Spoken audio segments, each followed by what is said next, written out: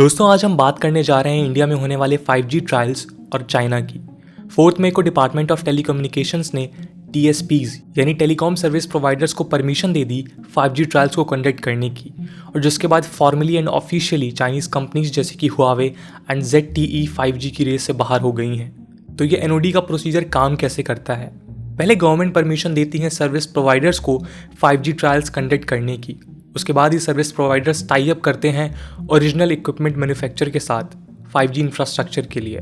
तो हमारे यहाँ जो ट्रायल्स होने वाले हैं उसमें सर्विस प्रोवाइडर्स हैं भारतीय Airtel, Reliance Jio Infocom limited, Vodafone idea limited and MTNL। और इन सर्विस प्रोवाइडर्स ने टाई अप किया है एरिक्सन, नोकिया, सैमसंग और C-Dot के साथ। और इसके अलावा रिलायंस जियो इन्फोकॉम लिमिटेड भी अपनी खुद की टेक्निक यूज़ करते हुए भी ट्रायल्स करेगा। इसके पहले दिसंबर में भी गवर्नमेंट ने हिंट दिया था कि शायद चाइना की कंपनीज 5G टेस्टिंग की रेस से बाहर ही रहने वाली हैं। गवर्नमेंट ने कहा था कि वो आइडेंटिफाई करेंगे trusted source of telecom gears जिससे टेलीकॉम सर्विस प्रोवाइडर यूज़ करें। हालांकि अभी के लिए हुआवे और ZTE को बैन नहीं किया गया है और अभी भी वो इक्विपमेंट सप्लाई कर सकते हैं कैरियर्स को, पर हो सकता है कि जून तक इंडियन गवर्नमेंट कुछ प्रोक्यूरमेंट रूल्स लेके आए जो रेस्ट्रिक्ट करेंगे इंडियन नेटवर्क प्रोवाइडर्स को ट्रस्टेड सोर्सेज से इक्विपमेंट खरीदने के लिए।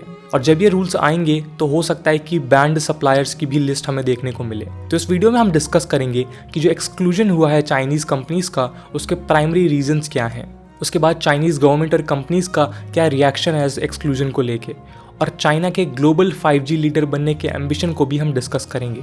उसके बाद ये जो 5G ट्रायल्स होने वाले हैं इनको कंडक्ट किस तरीके से किया जाएगा और इनका पर्पस क्या रहेगा ये भी हम वीडियो में जानेंगे। दोस्तों मैं हूं आदर्श गुप्ता और स्वागत है आपका स्टडी IQ में। अगर आप इस लेक्चर से रिलेटेड PDF या इंपॉर्टेंट डॉक्यूमेंट चाहते हैं तो आप मेरा टेलीग्राम चैनल ज्वाइन कर सकते हैं। Here is the link and you can also follow me on Instagram for regular updates.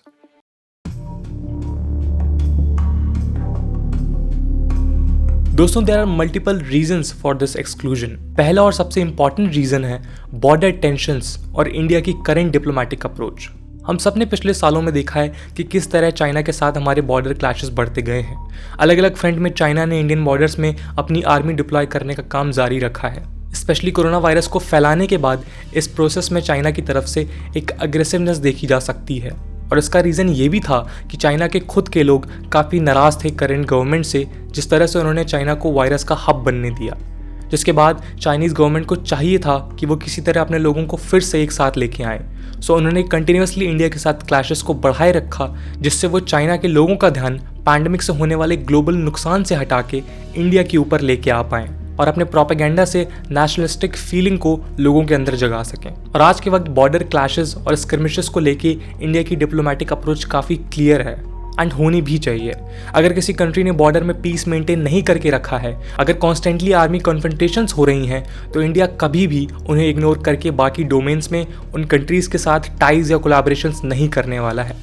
Even ये हमने पाकिस्तान के साथ भी देखा। जब बात क्रिकेट की आती है, अपने आर्टिस्ट को इंडिया भेजने की आती है, तो Pakistan is always in favour of it, but India had been strictly against it. और स्पेशली जब गलवान वैली जैसा इंसिडेंट होता है और फिर 1 साल से भी ज़्यादा वक्त तक LAC में चाइना ने अपनी आर्मी का बड़ा हिस्सा डिप्लॉय करके रखा है, तो ये सवाल ही नहीं उठता कि हम बाकी डोमेन्स में चाइना या उसकी कंपनीज़ के साथ कोलैबोरेटिव अप्रोच रखें। इवन इंडिया के फॉरेन मिनिस्टर S जयशंकर ने 5 मई को लंदन में ग्लोबल डायलॉग सीरीज में क्लियरली कहा, I can't have friction, coercion, intimidation and bloodshed on the border and then say let us have a good relationship in other domains. It's not realistic. So India का रुख काफ़ी clear है China को लेके। अगर China और उसकी companies expand करना चाहती हैं इंडिया में, so the least they can do is to reduce border tension and army confrontations. Apart from border clashes and India's diplomatic stand, security भी एक बड़ा रीज़न है इन चाइनीज़ कंपनीज को इंडिया में 5G की फील्ड में एक्सपेंड ना करने देने के लिए। और सिर्फ इंडिया ही नहीं, कई ऐसी कंट्रीज़ हैं जिन्होंने सिक्योरिटी रीजंस की वजह से चाइनीज़ कंपनीज़ को 5G डेवलपमेंट से बाहर ही रखा है। और ऑस्ट्रेलिया, जापान, UK और US जैसी कंट्रीज़ ने तो हुआवे को बैन कर दिया है 5G और 6G रिलेटेड कोई भी डेवलपमेंट करने से। और ये सिक्योरिटी रीज़न और भी ज़्यादा कंसर्निंग हो गया after 2017 national intelligence law of China. इस इंटेलिजेंस लॉ को अगर हम कंक्लूड करें तो कुछ कंसर्निंग बातें निकल के आती हैं। ये लॉ पावर देता है कम्युनिस्ट पार्टी ऑफ चाइना को कि वो किसी भी फॉरेन या डोमेस्टिक इंडिविजुअल या इंस्टीट्यूशन को मॉनिटर कर सकता है। कोई भी सीक्रेट इन्फॉर्मेशन पता करने के लिए ये लॉ चाइना की इंटेलिजेंस एजेंसीज को पावर देता है कि वो किसी भी प्रेमाइस को सर्च कर सकती हैं और प्रॉपर्टीज़ को सीज कर सकती हैं। ये लॉ इंटेलिजेंस एजेंसीज को लीगल ग्राउंड प्रोवाइड कराता है जिसकी वजह से वो चाइना के अंदर और बाहर काम कर सकते हैं। तीसरा रीज़न है अलाइज कॉपरेशन, जिसकी वजह से 5G के ट्रायल्स में चाइनीज़ कंपनीज़ को इग्नोर किया गया। इंडिया के कुछ स्ट्रॉन्ग एलाइज हैं जैसे कि जापान, यूके एंड यूएस, जो एक्सप्लिसिटली बॉयकॉट कर रहे हैं चाइनीज़ टेक कंपनीज़ को।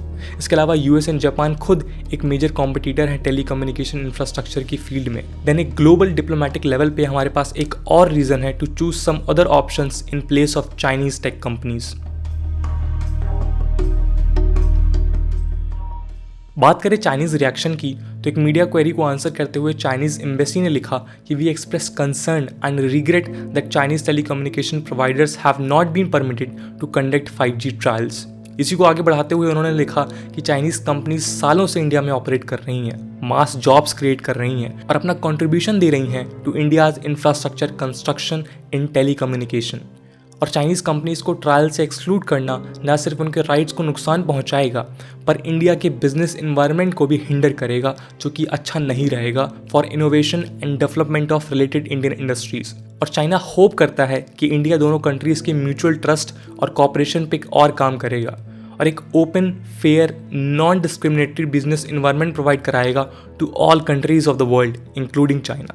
पर आयरनी वाली बात यह है कि चाइना होप कर रहा है म्यूचुअल ट्रस्ट की। और दोस्तों ये कंसर्निंग बात होनी भी चाहिए चाइना के लिए, क्योंकि इंडिया में आज के वक्त 10 लाख से ज़्यादा 4G बेस स्टेशन हैं, जो कि यूएस के कंपैरिजन में 3 टाइम्स हैं। So it's a massive loss for the Chinese tech companies. Chinese tech companies के साथ साथ चाइना का जो एम्बिशन है टेलीकम्युनिकेशन इंफ्रास्ट्रक्चर की फील्ड में वर्ल्ड लीडर बनने का, उसे भी काफ़ी हद तक धक्का लगेगा। पर आप सोच रहे होंगे कि क्या सच में चाइना इतना इंटरेस्टेड है इन डेवलपिंग 5G इंफ्रास्ट्रक्चर, और अगर है तो क्या अप्रोच रही है और क्या स्टेप्स उठाए हैं चाइना ने 5G के एक्सपेंशन को लेके पूरे वर्ल्ड में।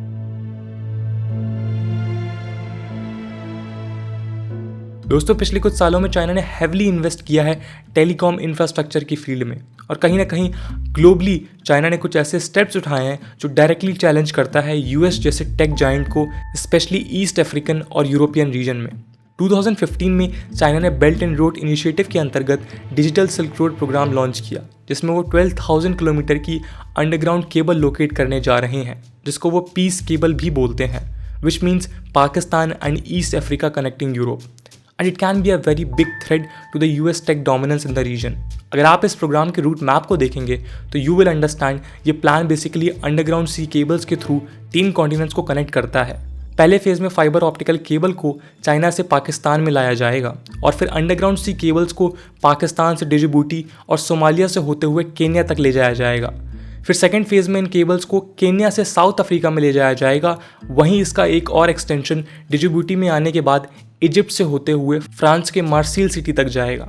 इन केबल्स का मेन एम है कि जो चाइनीज़ आईटी कंपनीज अफ्रीका और यूरोप में बिजनेस कर रही हैं उनकी सर्विसेज को फास्ट बनाया जाए। बट आप यहीं से समझ सकते हैं कि यूएस की और बाकी टेक कंपनीज के लिए ये कितना बड़ा सेटबैक है, क्योंकि अभी लगभग 400 अंडरसी केबल्स हैं जो आपका 98% फ़ोन और इंटरनेट ट्रैफिक हैंडल करते हैं, और इनमें से ज़्यादातर यूएस कंपनीज के द्वारा ओन करी जाती हैं। So it's basically a direct challenge to US, वो भी टेक्नोलॉजी के एक ऐसे क्षेत्र में जहां यूएस को कभी कोई बड़ा कंपटीशन देखने को नहीं मिला है। और क्योंकि हम हुआवे और चाइना की बात कर रहे हैं तो लेट मी टेल यू कि जो कंपनी अंडरसी केबल बिल्ड कर रही है उसमें Huawei 3rd largest stake holder है। इसी टेक्नोलॉजिकल फील्ड का एक और डायमेंशन है जहां पे चाइना यूएस के सामने खड़ा है, and that is 5G। Huawei ने ऑलरेडी किसी भी और टेलीकॉम कंपनी के कंपैरिजन में सबसे ज़्यादा 5G कॉन्ट्रैक्ट फाइनल किए हैं, जिसमें से आधे यूरोप में 5G नेटवर्क्स को लेके हैं। अफ्रीका में ऑलरेडी हुआवे ने 70% 4G नेटवर्क्स बिल्ड किए हुए हैं, और साउथ अफ्रीका की data only mobile network company rain के साथ 5G का एक फॉर्मल एग्रीमेंट भी साइन किया है। सो वी कैन क्लियरली से कि चाइना ने पिछले कुछ सालों में अक्रॉस ग्लोब एक्सपेंड किया है अपने टेलीकम्युनिकेशन इंफ्रास्ट्रक्चर के बिजनेस को। और अगर इंडिया में भी चाइना को एक्सेस मिल जाती टू बिल्ड इंफ्रास्ट्रक्चर तो आसानी से चाइना अपनी मोनोपोली ला सकता था, स्पेशली साउथ एशियन रीजन में जहाँ डेवलपिंग कंट्रीज ज़्यादा हैं, और फिर कई आने वाले सालों तक चाइना को उस जगह से हटाना मुश्किल हो जाता।